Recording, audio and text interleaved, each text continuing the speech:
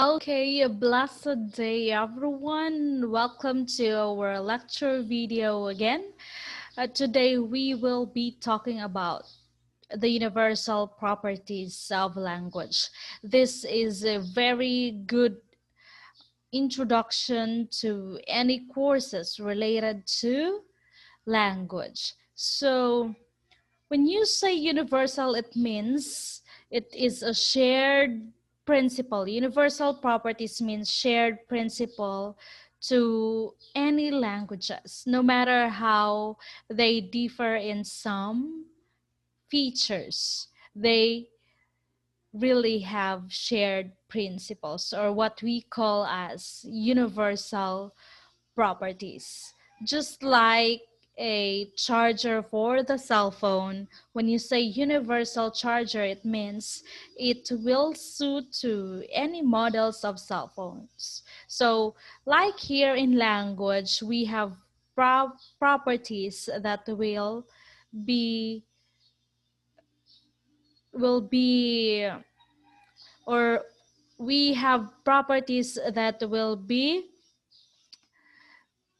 seen in any kinds of languages, or will be perceived in any kinds of languages.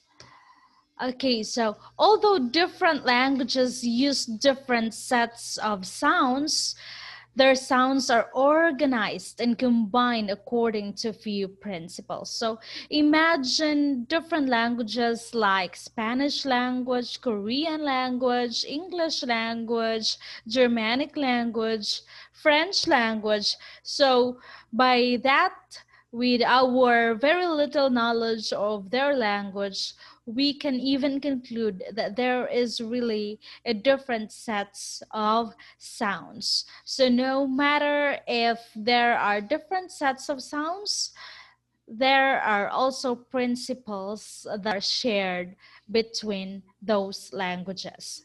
So all languages follow similar constraints on how they can combine words into phrases and sentences. Understanding and explaining the properties which are universal to all languages, as well as those which vary across languages, is the fundamental job of the linguist. So, what is the very first property of language that I want to present to you is modularity. What do you mean by modularity? So from the word module, it means that it is uh, a sequence of lessons, a sequence of different levels of analysis, different levels of disciplines. So most linguists believe that language is a modular system. That is, people produce and interpret language using a set of component subsystems in a coordinated way. It means that in order to achieve a full potential analysis of language, these subsystems must be coordinated. So what do I mean with subsystems? That was our topic in our previous lecture video. The subdisciplines of linguistics, from phonetics to semantics and even to other branches of linguistics. So, brief review. Phonetics is about the production and interpretation of speech sounds, while phonology studies the organization of raw phonetics in language in general and in individual languages in particular. It is all about the combination of sounds, how the sounds are arranged in a language, how the intonation is patterned in a certain region. So larger linguistic units are the domain of morphology. What is morphology? The study of structure within words, and of syntax. What is syntax? The study of structure of sentences. So interacting with these modules is a lexicon, or the vocabulary, the repository of linguistic elements with their meanings and structural properties. In recent decades, philosophers have developed a formal study of semantics, the detailed analysis of literal meaning. Take note, literal meaning. It means nothing beyond the language. What is set by the language as the meaning of this certain symbol, it is just, or is it will just be there.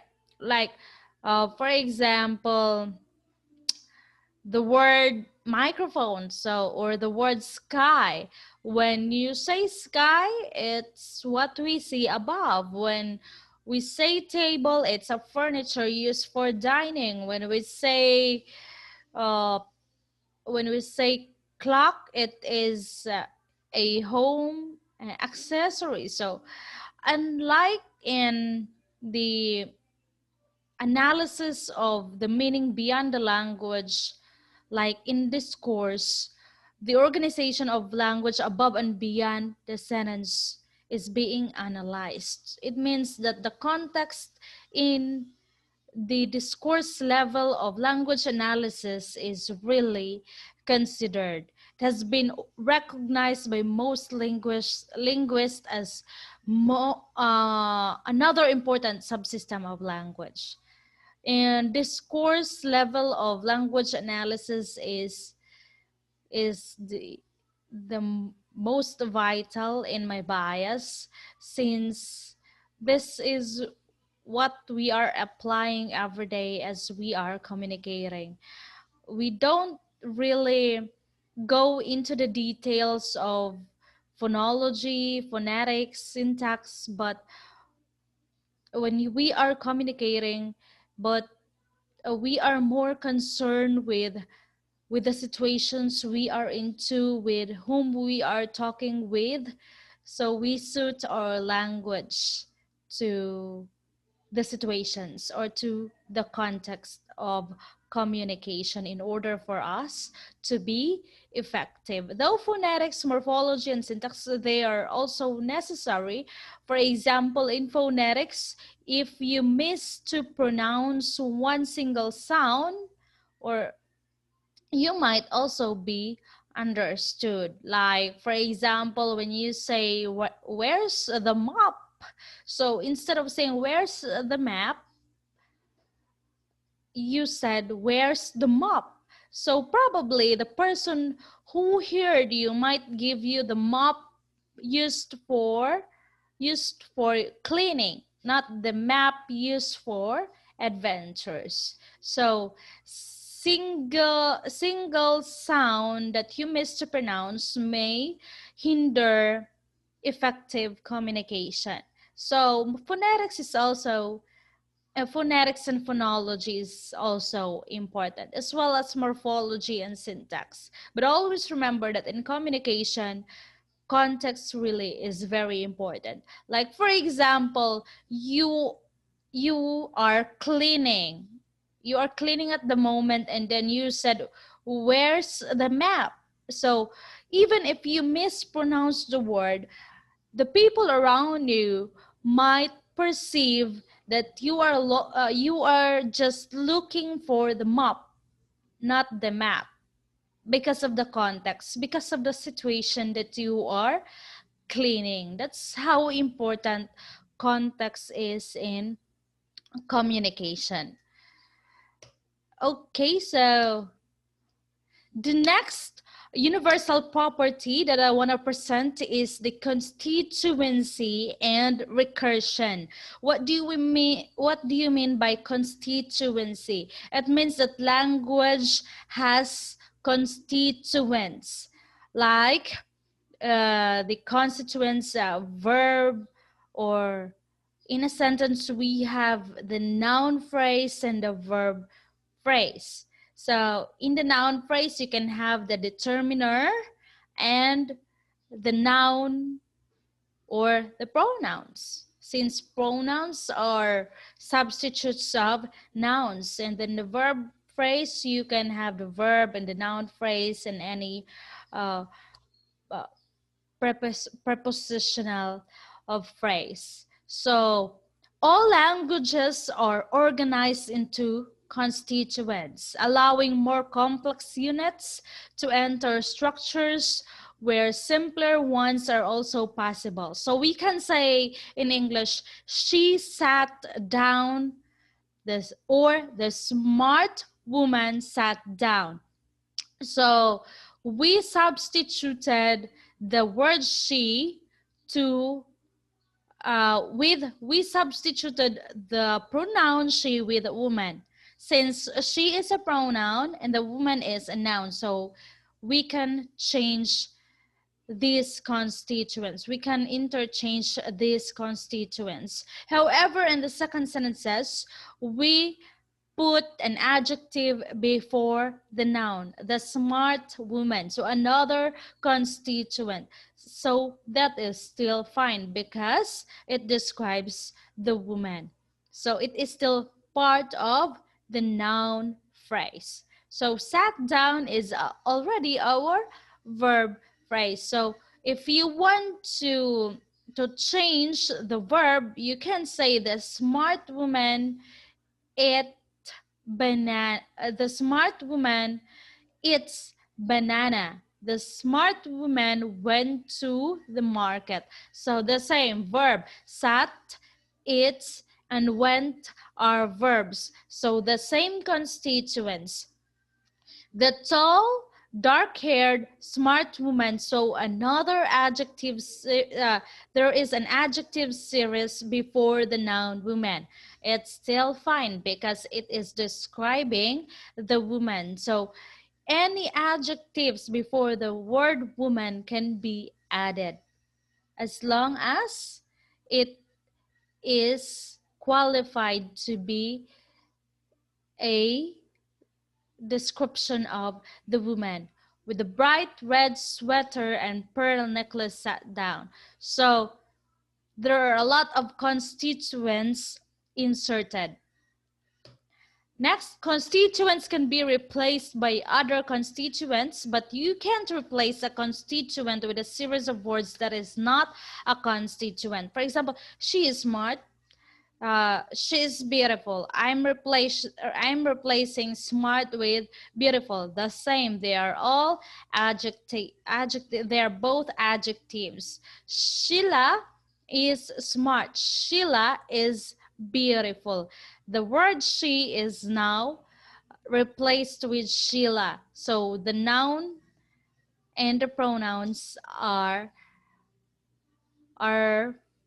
in the same category, or if you do the parsing, they belong to the noun phrase. So constituents can be moved, but you can only move a complete constituent, like she is very smart.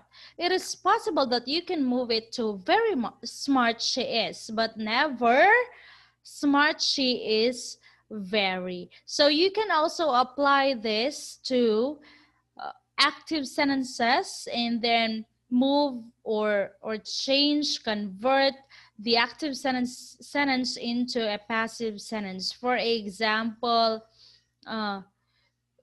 Sheila went to the market. Oh, Sheila, no. For example, Sheila comforted May. Sheila comforted May. So instead of using an active voice, you can use a passive voice.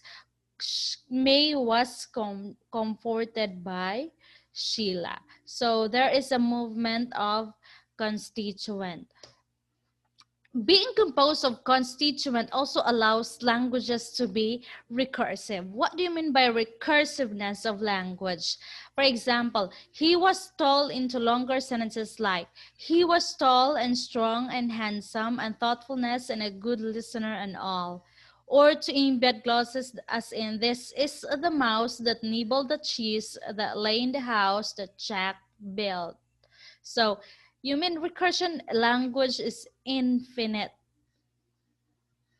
You can add and add and add as long as you'll never go out of the topic or your subject of the sentence.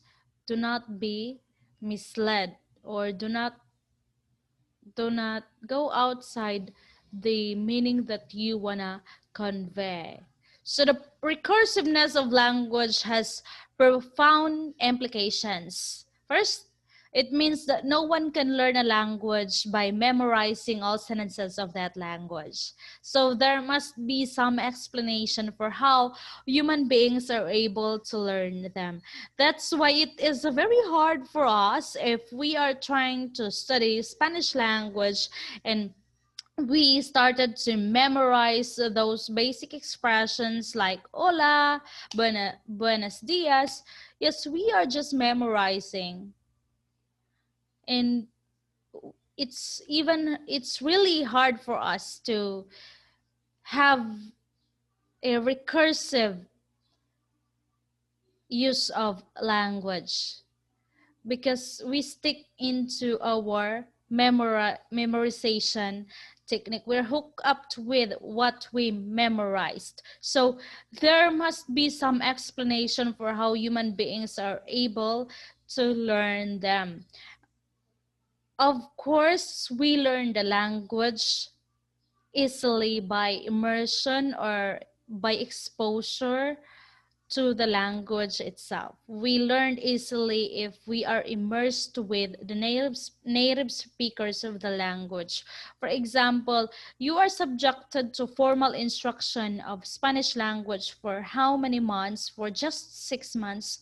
Then it is not really an assurance that you can use the language thoroughly.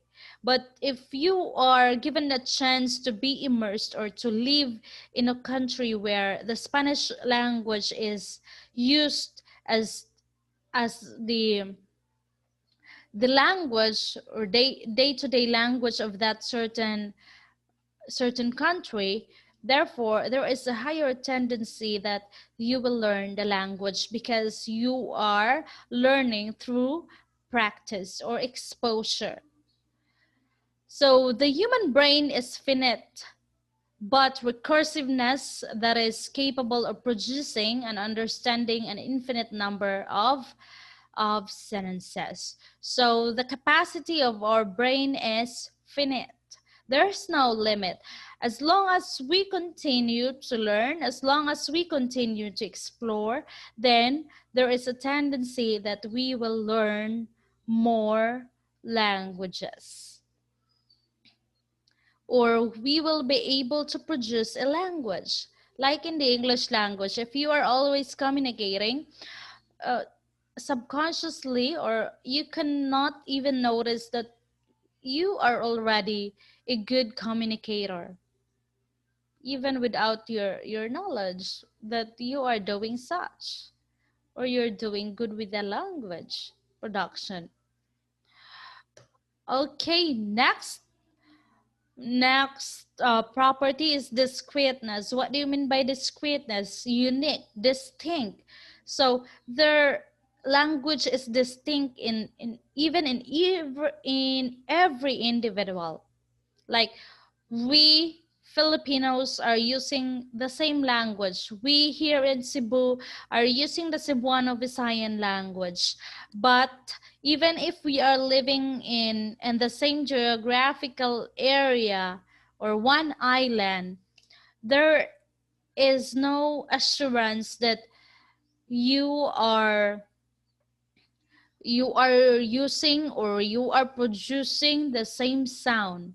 Each of us, each of us has a discrete or a distinct way of producing a sound. That's why our sound also is our identity. You will know, even if we are in cell phones, sometimes if you pretend not to be you when you answer the call, there is a tendency that the person you are talking with will really detect that it is you, no matter how you try to pretend, because we are identified with the way we produce a language. So the range of sounds that human beings can make is continuous. Like a slide whistle, for example, you can slide from high long e sound as in feed. So some may pronounce a feed, so very prolonged. So it depends on the individual. So there's no exact measure on how long will you extend the sound, like 2 seconds, or 3 seconds, 4 seconds, all the way down to a low short sound like in bat. So there are people who are fond of prolonging. There are also people who speak very quick and then slide back to long O sound like as in poke.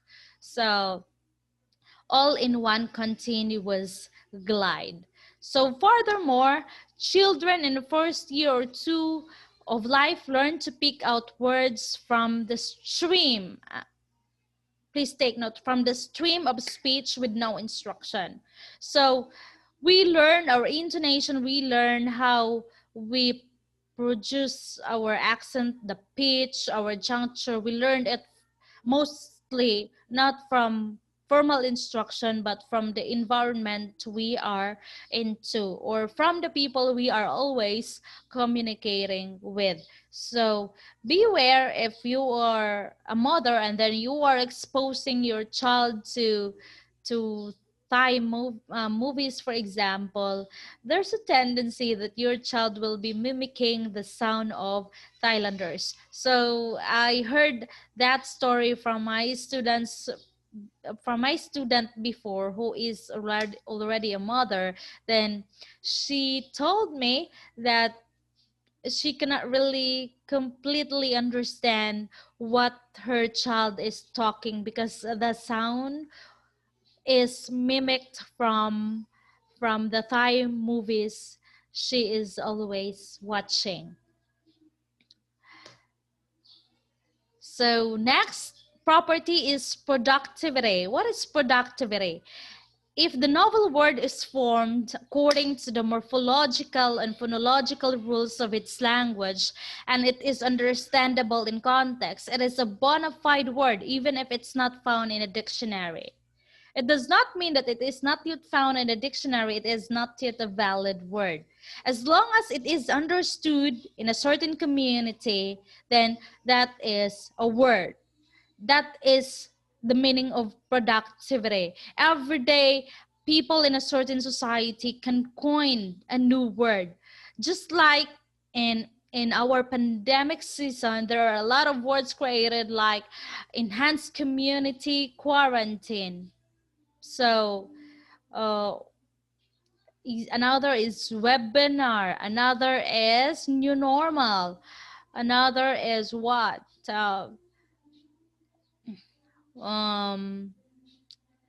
What are the words that we often encounter in this pandemic season? Even COVID. COVID itself is a new coined language, coronavirus disease. So that's how productive language is. Maybe 10 years from now, there will be words that will be added to our vocabulary. Even the names that are created by your parents are signs or are examples of the productivity of language, because in our new generations, parents are fond of combining the initial letters of the grandparents, for example. So another word is created.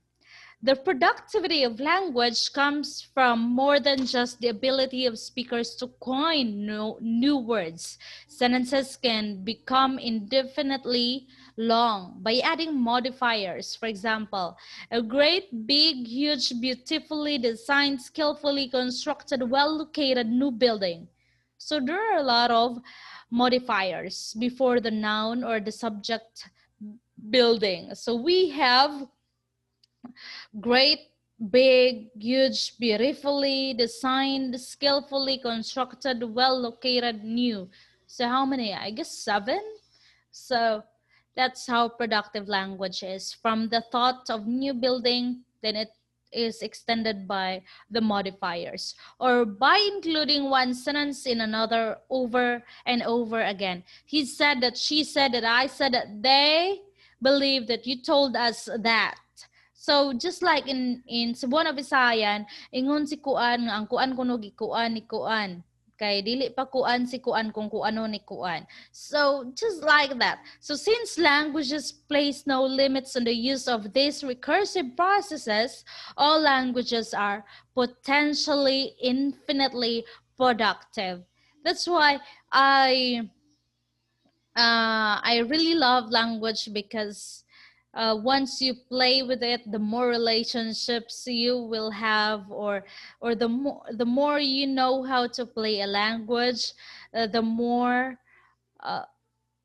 your network will become wider. Because there are people who tend to love those who are good in playing the language, or who are even good in using the language in a very effective or humorous, it depends to the receiver. So in your case, you might examine yourself on what type of communicator you are. Are you wordy? Are you thrifty in terms of word usage, or what? There are even people who has a lot of words, but the main point is found at the last part of his sermon. Let's say sermon. Okay, next.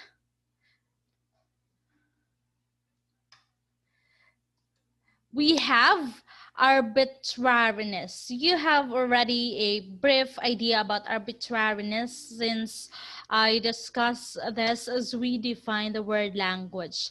It only means that with few exceptions, words have no principled or systematic connection with what they mean. So there is no exact location. For example, this word may mean differently to another culture. Um, a very common example, a very relatable to Filipinos or even to Cebuano Visayans, is the word the word silly in Cebu may mean something different in Leyte or in Samar. So the word uh, bulbul in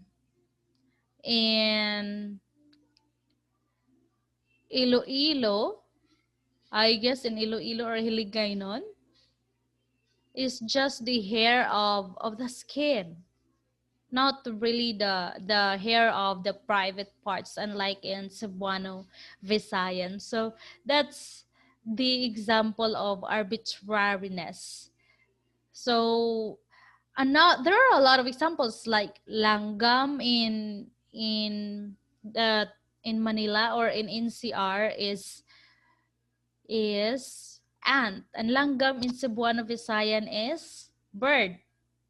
What else? Upa in Manila is rent, and then upa in Cebuano Visayan is an activity.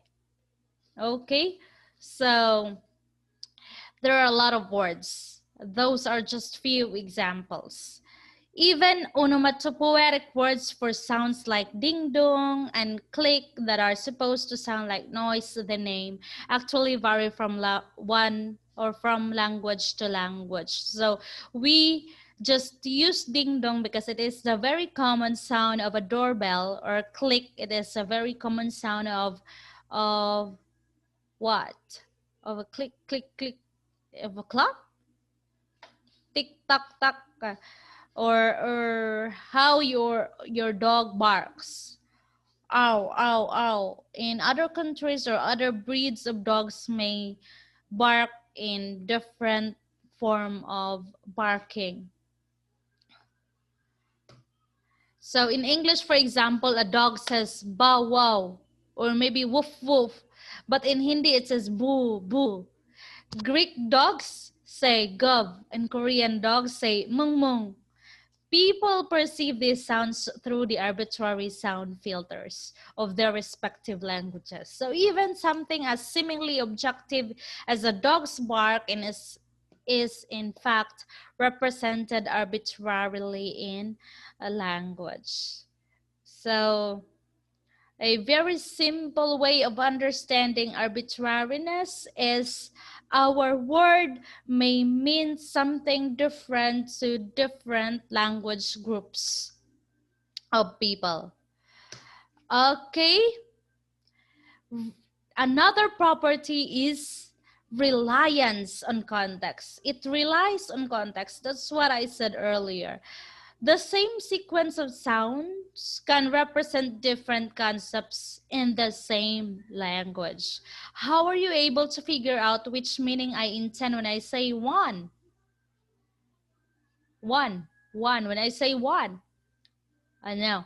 As when I say one, like that. So what do I mean with that? Like 1, 2, 3? Or I won the lottery. So the answer, which is a complex, is it is obvious. It is that you rely on its context. If I say before a noun, um, as in I have one dog, before a noun, the noun or the dog is a noun. So it means I'm referring to the numerical one. Your knowledge of English grammar will lead you to guess that I mean one. On the other hand, when I say after a noun or pronouns, Mary won 1,000,000, or Mary won 10,000. So that same knowledge will lead you to guess that I mean the past tense of win, because it follows the noun Mary, or it serves as the verb, the past tense of win. So it depends on the surrounding words in the sentence. So reliance and context. That's why one way also of unlocking vocabularies for teachers is the context clues, because you can, for example, you say fill in the blank, and then you have W blank and N, and then it can also be one, win. So it depends on the context clues the teacher is giving. Another, or the last property that I will be presenting, or I will present, is the language or variability. The language that people use varies depending on who's speaking and the situation in which they are speaking. Yes, so this is very practical. You can see it everywhere, that language vary from interlocutors to another. So speakers vary the language they use to signal their social identities. So with the first statement, depending on who's speaking and the situation they are speaking. For example, you are talking to your mother, you might be intimate, or to your boyfriend, you're intimate to your boyfriend. But if you're talking to your teacher, then there is a higher intensity of courtesy. If you're also talking to your friends, to your peers, then you might be using a very casual language, like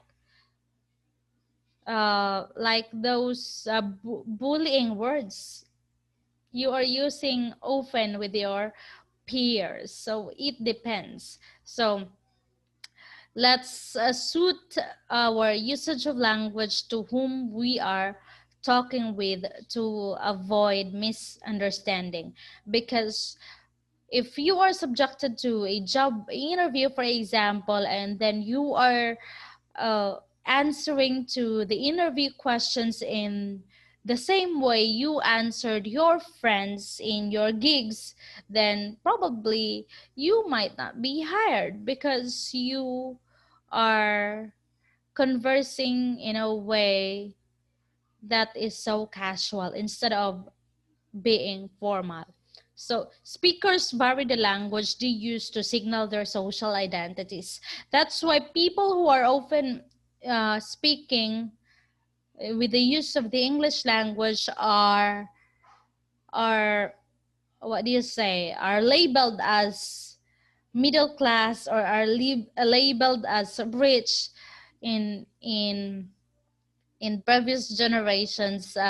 You will be labeled as rich kid if you are using the English language, or uh, feeling dato or OA or what. But in our generation, I guess almost everybody is open-minded that even if we are using the English language, it is not necessary that we have to be rich. So it depends if we are convenient, if we are comfortable with the English language to be our medium of communication, then why not? So you can also identify the geographical, social status, ethnicity, and even gender, and also to define the immediate speech situation. You can really distinguish the language of farmers, of doctors, of engineers. For example, this is called language registers. If they are always talking about medicine, that group of people probably are medicine practitioners. If they are always talking about laws, ordinances, or whatever, then they're probably lawyers. So it depends. If the way they talk, they are always uh, talking about fertilizers, climate changes, uh, the prices of goods or vegetables or fruits, then probably they are farmers. If they're always talking about breastfeeding, contraceptives, or relationships with husbands, then probably they are mothers or wives. So it depends on the speakers or the communicators themselves. So that's variability. Okay, that's all for this lecture video. We will be having more videos to come. Bye for now, and thank you very much for